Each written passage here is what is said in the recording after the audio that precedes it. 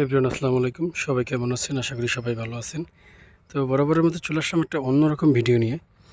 তো এই ভিডিওতে আপনাদের দেখাবো যে আমি নতুন একটা প্রজেক্ট নিয়েছি ছোটো করে। এই প্রজেক্টের বর্তমান অবস্থা। তো লাউ শাক আমার মূলত লাউ গাছ অনেক আগেই লাগাইছি, কিন্তু আপনাদেরকে দেখানো হয় নাই। আজকে আপনাদেরকে খুব সুন্দরভাবে দেখাবো, আর বর্তমানে যে কী অবস্থা লাউ গাছের ওইটা আপনাদেরকে দেখাবো। তো এই জায়গাগুলোতে খুব সুন্দরভাবে লাগানো হয়েছে। লাগানোর পর যে আমরা যে ঝাঁকা বলে, অনেক জায়গায় মাইচা বলে, যেটাই দিছি ওইটার উপরে কিন্তু খুব সুন্দরভাবে একদম ভরে গেছে। যে একদম পুরোটা দেখতে পারতেছেন, একদম পুরোটা। তো এই জায়গাটা কিন্তু পুরোটাই আমার নেওয়া আপাতত। ওটা পরবর্তীতে আপনাকে দেখাবো সুন্দরভাবে। তো দেখেন লাউয়ের আগা কিন্তু একদম খুব সুন্দর হেলদি আছে। আপাতত কোনো পোকামাকড় বা এরকম কিছু নাই। তবে এই জায়গাটা কিন্তু একটা ইঁদুরে কাটার কারণে কিন্তু একটা লতা শুকিয়ে গেছে। আর এদিকে দেখতে পাচ্ছেন জায়গাগুলো কিন্তু খুব সুন্দরভাবে হেলদি আছে। আর যদি লাউয়ের কথা বলি, তো এই জায়গা থেকে প্রায় 4টার মতো লাউ আমি নিছি, মানে বা খাওয়া হয়েছে। পাশাপাশি কিন্তু এই জায়গায় আরও লাউ আছে, সেটা আপনাদেরকে দেখানোর চেষ্টা করি। এটা ওই যে কেবল হয়েছে আর কি, ছোটো করে হয়েছে। আর এই জায়গায় কিছু আছে যেগুলো করা বের হয়েছে, যেটাকে বাচ্চা লাউ, এগুলো বের হয়েছে। তো এটা মূলত অলমোস্ট অনেক লাউই ছিল, কিন্তু এই জায়গাটা পুড়ে গেছিলো বৃষ্টির কারণে পুড়ে যাওয়ার কারণে অনেক লাউয়ের নিচ কিন্তু খেয়ে ফেলছিল মাছে। তো এটার এরিয়া অনেকটা বড়, সেটা আপনাকে খুব সুন্দরভাবে দেখাই। একদম এই পাশটা থেকে কিন্তু পুরোপুরি নেট দেওয়া, একদম এই মাথা পর্যন্ত পুরোপুরি আছে। আর ওই দিক থেকেও অনেক বাচ্চা লাগানো হয়েছে, সেটা আপনাদেরকে দেখাইতেছি, পরবর্তী ভিডিওতে দেখাইতেছি।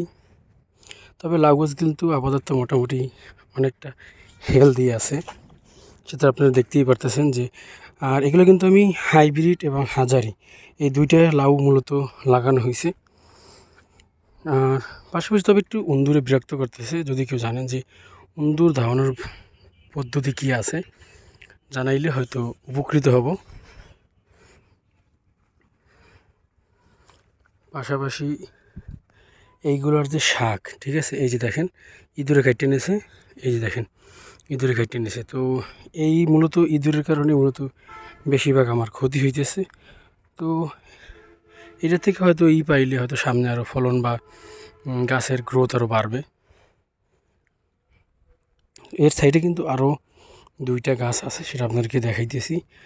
সেগুলো কিন্তু খুব সুন্দর হয়েছে। তো পাশাপাশি কিন্তু এই প্রজেক্টের ভিতরে অনেক কলা গাছ আছে, আনাজি কলা গাছ, যেটাকে বলে কাঁচকলা গাছ, ওইটাও আছে। তো এই পাশে কিন্তু প্রায় 2টা গাছ আছে। এই 2টা গাছের অবস্থা বেশি ভালো ছিল না। তো মাটিগুলো সুন্দরভাবে কোপাইয়ে তারপরে যে গোবর সার ওইটা দেওয়া হয়েছে। দেখেন এখন কিন্তু গাছের সৌন্দর্য কিন্তু বর্তমানে অনেক বেশি। আর এটা কিন্তু একদম যে হাইব্রিড লাউ, ওইটা কিন্তু বের হয়েছে, ঠিক আছে, মাশাল্লাহ বের হয়ে গেছে। তো সবাই দোয়া করবেন, ঠিক আছে। ভিডিওটা বেশি বড় করবো না।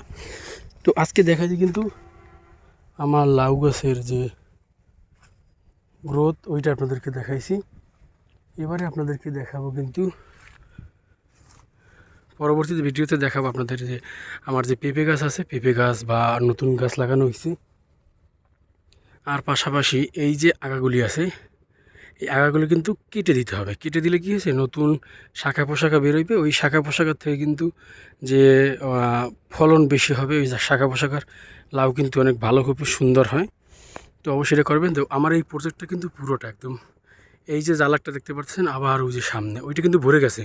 আর এই গাছগুলো পরে লাগানো, ওই আগে লাগানো। পাশাপাশি অনেক সুপারি গাছ আছে, সুন্দর একটা ভিউ।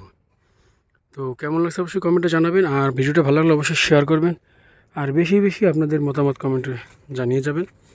আর ভিডিওটি ভালো লাগলে অবশ্যই চ্যানেলটি সাবস্ক্রাইব করবেন, ফেসবুকে ফলো করে রাখবেন। নিয়মিত এখন বর্তমানে রেগুলার আপনারা এই ভিডিও পেয়ে যাবেন। তো সেজন্য কিন্তু অবশ্যই আমাকে সাপোর্ট এবং ভালোবাসা দিতে হবে। দেখা হবে পরবর্তী ভিডিওতে। তো এর মধ্যে সবাই ভালো থাকবেন, সুস্থ থাকবেন। আল্লাহ হাফেজ।